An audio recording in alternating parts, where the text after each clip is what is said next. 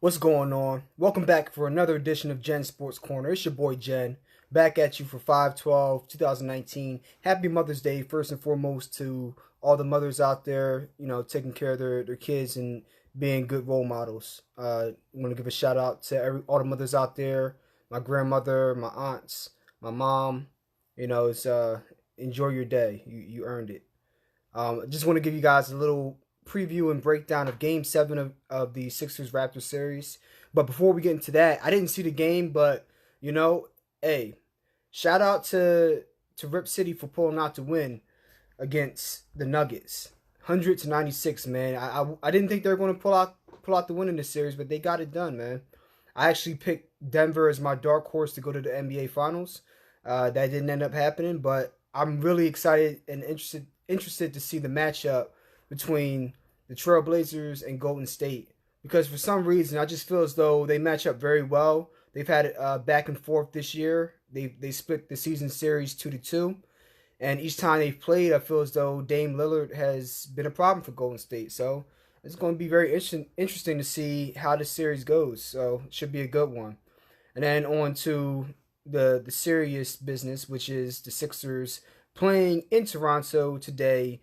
They are the underdogs. Toronto is favored by 6.5 points. The over/under is 209.5 points. And this is going to be a very interesting game. Home court advantage has played a big role in this series. Toronto has had two blowout wins up in Toronto against us. We've had two blowout wins against Toronto and Philadelphia. So, each team has felt comfortable on their home court, but it doesn't mean that every game's been like that. It doesn't mean that Game 7 is going to be like that. I believe that each team has had a lot of time to adjust to each other's playing styles and what each team likes to do, their strengths. They've got to see some of their weaknesses on both sides. And I think this is going to be a very interesting Game 7 for a couple reasons. Reason number one, I believe that Joel Embiid is as healthy as he's been since the start of the playoffs. With the chronic knee inflammation, the tendonitis, and then with, the gastroenteritis and the flu and whatnot. He just looked like a sluggish, not complete version of himself in games 4 and 5. Game 6, he looked really up to the task. He had a solid game, 17 points, 12 rebounds, but he had a plus minus point differential of plus 40, which is unheard of, man. That's just dominant. That is dominant work.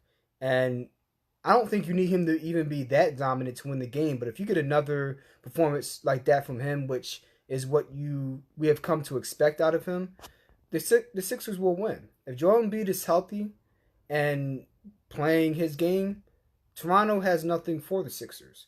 Because, Kawhi Leonard, he's going to do Kawhi things. He's going to get his shot when he wants, where he wants, and he's going to consistently knock down his jumpers.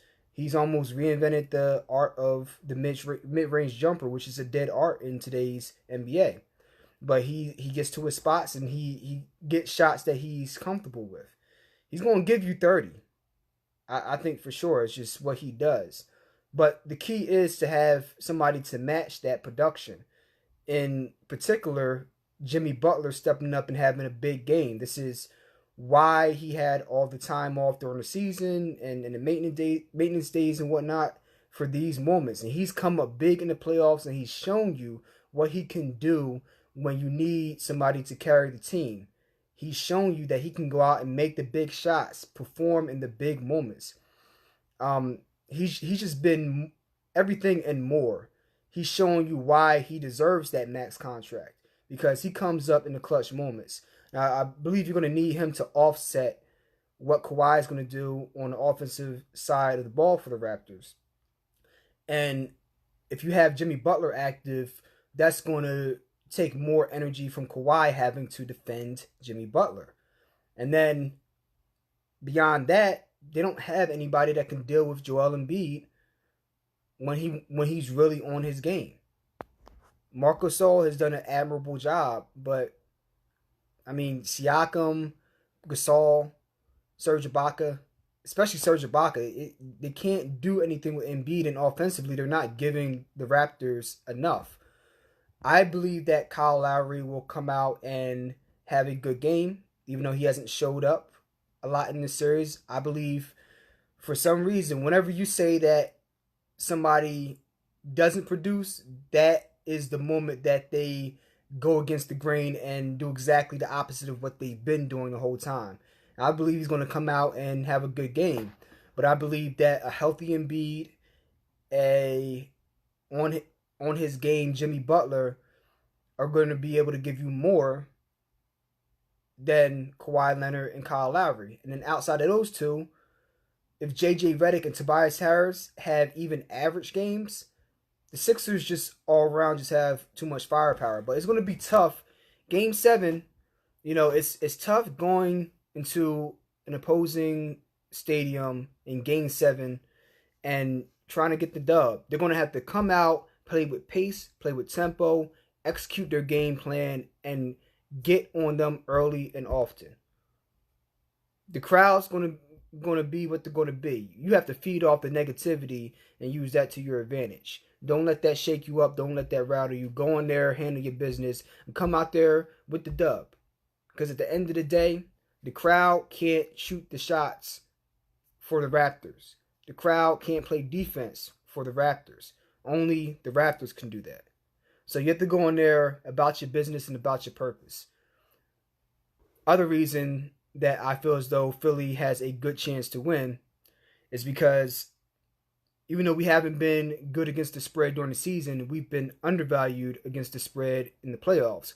We're 7-4 against the spread, and the Raptors are just 33, 43, and 1 against the spread as favorites this year. So I'm not saying that doesn't mean that Toronto can't win, but I believe that the Sixers have a strong chance to win this game.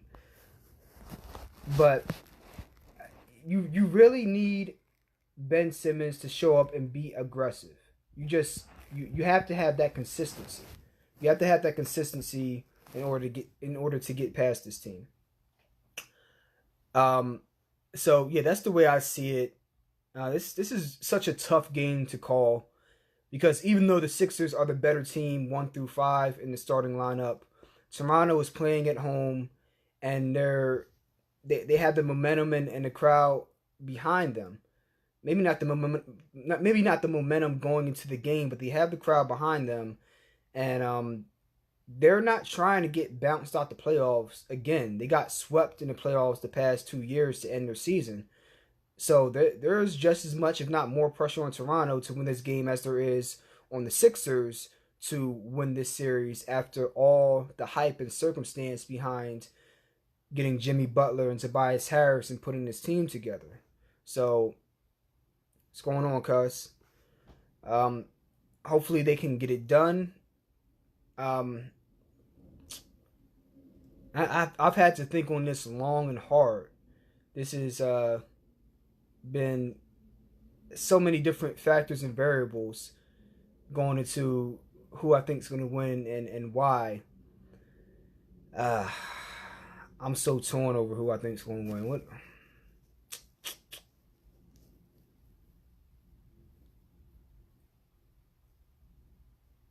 My mind tells me that Toronto will win this game, but my gut tells me that the Sixers will pull this game out.